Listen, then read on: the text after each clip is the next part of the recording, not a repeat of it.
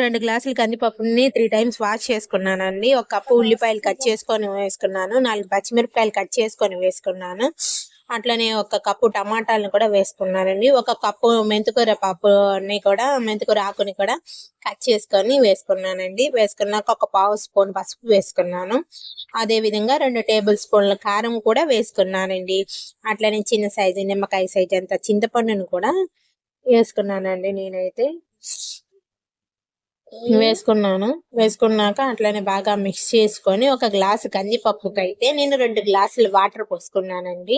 Water పోసుకొని 3 to 5 whistles వచ్చేదాకా ఉడకబెట్టుకున్నానండి. ఉడకబెట్టుకున్నాక దాన్ని బాగా మెదిపి కొంచెం సాల్ట్ వేసుకున్నానండి. రుచికి తగ్గట్టు బాగా మెదిపినాక పోపు పెట్టుకున్నాను. పోపు పెట్టుకొని పప్పులో వేసేసుకుంటే మెంతికూర పప్పు రెడీ అయినట్టే అండి. చాలా టేస్టీగా ఉంటుంది. వేడి వేడి అన్నంలోకి నెయ్యి వేసుకొని తింటే చాలా సూపర్ గా ఉంటుందండి.